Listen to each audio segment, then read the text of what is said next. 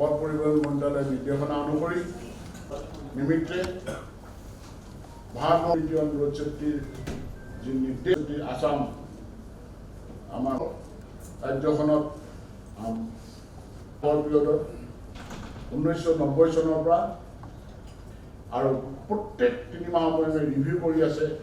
একোটা গছ পুলিৰে তেখেতক আমি বাতৰি নামত সকলোকে একোটা গছ পুলিৰে জ্ঞাপন কৰিছোঁ।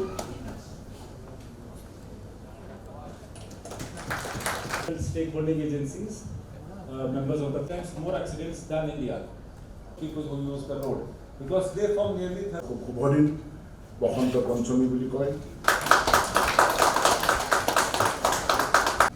পথ সুৰক্ষা মাহৰ অন্তিম দিন 15 জানুৱাৰী আৰম্ভ হৈছিল আৰু 14 ফেব্ৰুৱাৰী আমাৰ এই মাহটো আজি অন্তিম দিন। এক মাহ ব্যাপী আমাৰ বিভাগে সব ডিষ্ট্ৰিক্টত আমি কাম কৰিছোঁ আৰু এই পথ সুৰক্ষাৰ কামটো এনেকুৱা কাম যে আমি আমাৰ লগতে পুলিচ প্ৰশাসন তেওঁলোকে আমাক প্ৰচণ্ডভাৱে সহায় কৰিলে। ঠিক তেনেকুৱা আন বিভাগ সকলে মিলি আমাক সহায় কৰিছে। আমাৰ মাননীয় মুখ্যমন্ত্ৰীৰ এটা সপোন আপোনালোকে জানে যে আমাৰ অসমৰ ৰাইজ আৰু গোটেই ৰাজ্যখন আমি কেনেকুৱা আগুৱাই লৈ যাব পাৰোঁ, তাৰ কাৰণে প্ৰচণ্ড পৰিশ্ৰম কৰে। আৰু এই ৰোড ছেফটি লৈ কাৰণ আমি দেখিলোঁ 22 ইংৰেজীত আমাৰ অসমত 2994 গৰাকী মানুহ বাটত প্ৰাণ দিবলগীয়া হৈছে। 23 ইংৰেজীত 3296 গৰাকী। এই ক্ষেত্ৰত আমি আগতে এক সপ্তাহ আমি পথ সুৰক্ষা দিৱস পালন কৰোঁ। এই এক সপ্তাহটো আমাৰ কেন্দ্ৰীয় চৰকাৰে বা কেন্দ্ৰৰ ফালৰ পৰা নিৰ্ধাৰিত থাকে ট্ৰান্সপোৰ্ট বিভাগে। এইবাৰ আমাৰ কেন্দ্ৰীয় চৰকাৰে এক মাহৰ কাৰণে আমাক নিৰ্দেশ দিলে আৰু এই এক মাহ আমি বিভিন্ন ভাৱে আমি এই পথ সপ্তাহ যাতে মানে এই মাসটো যাতে আমি প্ৰতিপালন কৰিব পাৰোঁ, ৰাইজলৈকে আমাৰ কথাখিনি আমি লৈ যাব পাৰোঁ, তাৰ কাৰণে আমি প্ৰয়াস কৰি আছোঁ। আৰু এই কাৰণে আজি এটা সভা, এই সভাত আমাৰ ডিজিপি সাহেব আছিল, জিপি সিং সাহেব, ঠিক তেনেকুৱা IITৰ যিজন head of the department civil engineering ডিপাৰ্টমেণ্টৰ তেওঁ আহিলে, NHIDCL NHAI তেওঁলোক আহিলে। আমি সকলোৱে মিলি আৰু লগতে আমাৰ যিজন ৰোড ছেফটিৰ যিজন নডেল অফিচাৰ আমাৰ কমিশনাৰ ট্ৰান্সপোৰ্ট তেওঁ উপস্থিত আছিল, গৌৰৱ উপাধ্যায়, আৰু লগতে আমাৰ কমিশনাৰ, আমাৰ জইণ্ট কমিশনাৰ, এনেকুৱা আমাৰ বিভাগেৰ সকলোৱে আছিল ট্ৰান্সপোৰ্ট বিভাগেৰ।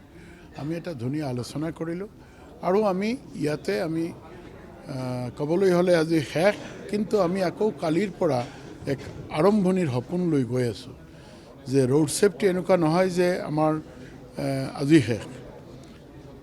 কাৰণ আমি দেখিলোঁ আমাৰ প্ৰয়াসৰ কাৰণে আমাৰ যোৱা 2 মাহ আমাৰ ডিচেম্বৰ মাহত প্ৰায় 35% আমাৰ ফেটালিটি কমিছে। জানুৱাৰী মাহত আমাৰ 24% ফেটালিটি কমিছে।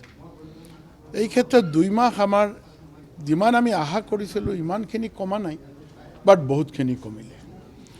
যাতে আমি নিৰন্তৰ এটা প্ৰয়াসৰ জৰিয়তে আমি যাতে এই ৰোড এক্সিডেণ্টটো কমাই আনিব পাৰোঁ, মানুহৰ মৃত্যুৰ মুখৰ ফালৰ পৰা আমি বচাব পাৰোঁ, এই ক্ষেত্ৰত আমি কাম কৰি যাম। আৰু এই কাম কৰাৰ যিজন আমাৰ পৰোক্ষ নায়ক ক'ব পাৰোঁ, অনুপ্ৰেৰণা যোগায় আমাৰ মাননীয় মুখ্যমন্ত্ৰী ডক্টৰ হিমন্ত বিশ্ব শৰ্মা। তেওঁ প্ৰতিনিয়ত এটা অনুপ্ৰেৰণা আমাক দি আছে।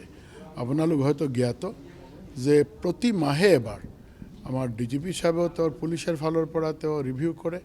ঠিক তেনেকুৱা আমি DRSC কমিটি বনাইছোঁ প্ৰতি ডিষ্ট্ৰিক্টত, প্ৰতি মাহে বহিব লাগে। মাননীয় মুখ্যমন্ত্ৰী ডাঙৰীয়া তো একেবাৰে এই কেইদিন আগতেও একেবাৰে জিলা স্তৰলৈকে ভাৰ্চুৱেলি তেওঁ মিটিং কৰিলে, সব আমাৰ যিমান ট্ৰান্সপোৰ্ট অফিচাৰ আছিল গোটেইখিনি মাতি।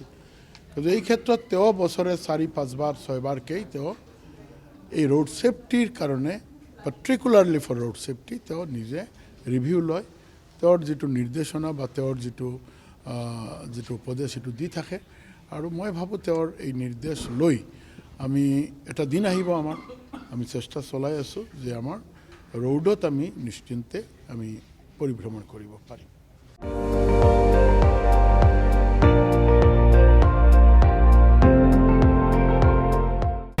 আপুনি চাই আছে ND24 সৰ্বশ্ৰেষ্ঠ নহয় সৰ্বোত্তমৰ দৌৰ।